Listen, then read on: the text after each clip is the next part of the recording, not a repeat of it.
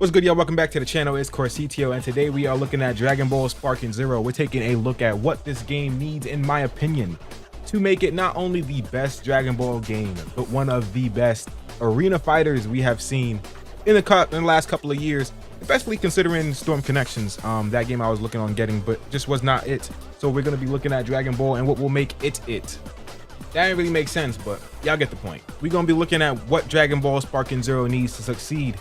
That being the case, if you are new here and you happen to like what you see, if you're rocking with the vibe, you feel me, drop a like or a sub on the channel. It would help me out tremendously. And let's get into the video.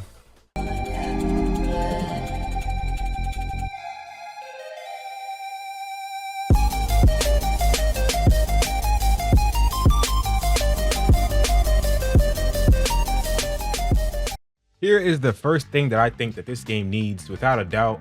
It's the one thing that made me not want to get Storm Connections, and it is private lobbies. I think this game, without a doubt, needs private lobbies or custom lobbies, somewhat similar to something like Marvel vs. Capcom, the Marvel vs. Capcom collection that just recently dropped, where you're able to queue in with a lot of people.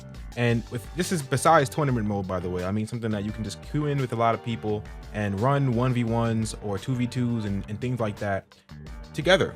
I haven't heard any information or anything like that of them having private lobbies or anyone confirming that private lobbies are in the game. Let me know if anybody can confirm this. If you let me know in the comment, because I need to see for a fact if this game does have private lobbies. If this game does not have private lobbies, I think that will hurt this game only in the long run, as things like rank start to become a lot more barren, as people start leaving the game, as like normally most people will eventually leave the game and other games do drop. You know what I'm saying? That's just normally how most games go. For the first month, a lot of people play the game, and after that, most games just start to dip in player base. But you know what I'm saying? Like when people start, when player base starts to kind of get lower and lower, and people are still playing the game, private lobby is something that holds the game together, especially fighting games. They hold fighting games together because it allows for anybody to just go in and just get in and get matches in. All you need is 2 people. So I think private lobbies are one thing that the game definitely needs for sure. And again, if anybody can confirm that this is already in the game, please let me know, because this is one thing that I have been searching for. I've been scouring the internet for. Please let me know. The next thing that we definitely need in Sparking Zero, it's gonna go hand in hand kind of with private lobbies. It's kind of online, the same thing.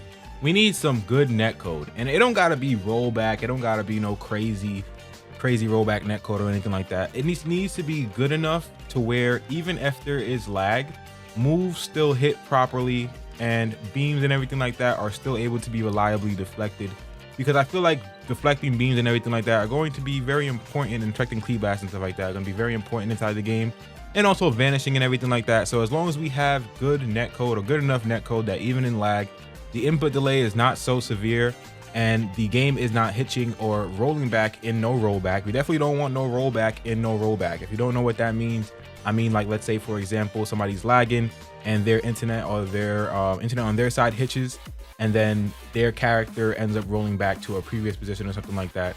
Some weird things like that could happen in lag, and I've seen it happen in a lot of games. Trust and believe, it does happen.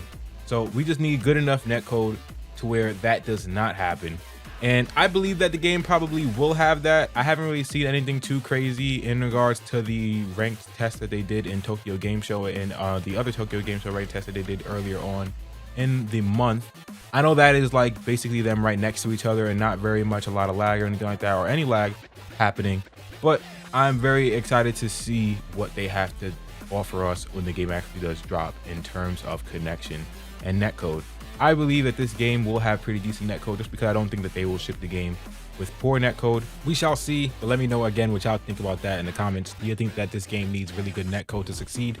Mid-video interlude really quick. I just want to let y'all know this. When I say what the game needs to succeed, I'm not directly talking about like the game succeeding sales-wise. We all know the game is going to succeed. It's going to be a hit. This game's going to be a bomb dropping on the video game industry when it drops.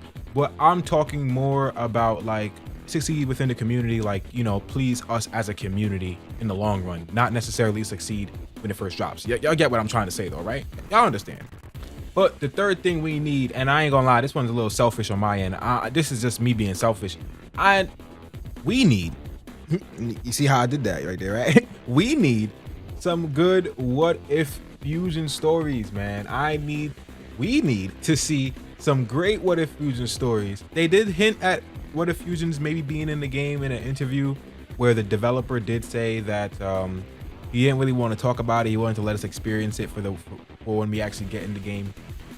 But I would love to see some things maybe like of Trunks and Vegeta fusion in the future arc against Zamasu.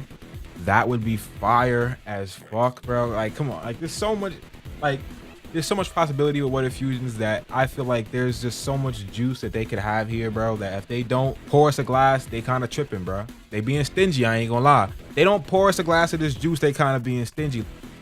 But on a serious note, I would love to see some What If Fusions in the game. I think that would elevate this game to, without a doubt, undisputably the best Dragon Ball Z game if we have What If Fusions in this game.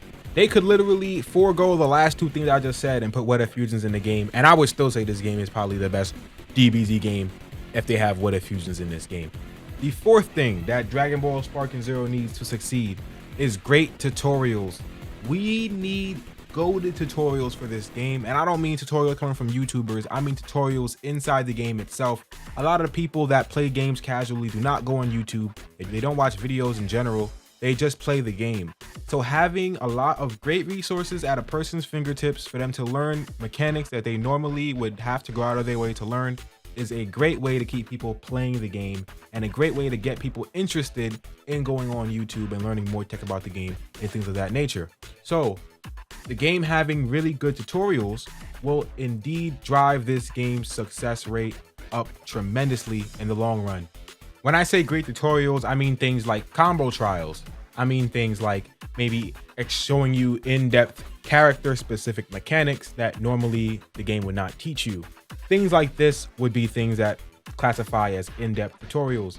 Going further than just the surface level of just this mechanic does this, that mechanic does this, but also giving you certain situations where you may want to use those mechanics. Things like this will set this game apart from other arena fighters and again, pedestalize it as that arena fighter that goes down in history as the best arena fighter. The fifth and final thing I believe Sparking Zero needs to be a great game, and I believe this one right here will set this game apart from every other arena fighter if it does have this, and that is a great training room. A training room that allows you to do things like make your opponent replay the recorded moves that you preset for them, similar to 2D fighters. This is going to overlap with the previous wish that I had, but again, those in-depth situational training tutorials, being able to train against super perception, Z counters, super counters, having an input buffer delay in the training room that you can set yourself. Let's say, for example, you want to get used to playing in heavy lag. If you're able to set your input buffer to, let's say, 10 frames in heavy lag, we are able to train and get used to doing those mechanics in lag and start building the muscle memory for when these situations happen when you're in the ranked mode or even playing against people who are farther away from you in, let's say, private lobbies. That being said, those are it for my 5 wishes for the game, and I believe that those 5 wishes will make this game not only the best Dragon Ball Z game, but the best arena fighter to release as far as I can remember. If this game has all of these things, or even some of these things, I believe that it will definitely be undisputably, without a doubt, one of, if not the best arena fighters. I know that there's a lot of people that are very much hyped for this game, and a lot of people have a lot of very high expectations for this game. But there's a few things that I haven't seen and I'm very hyped to see in the game if they are in the game. And that's what this video is mostly about. Just things that I want to see in the game that they haven't shown off yet, that I'm waiting to see. And hopefully they do have these in the game. Because again, I believe for the game's longevity's sake and for keeping the game's community as alive and active as possible, these are things that we cannot skip out on for sure. Let me know what y'all think inside the comments. As always, thank y'all for watching. I'll catch y'all in the next video. Be easy, be safe, y'all, and peace.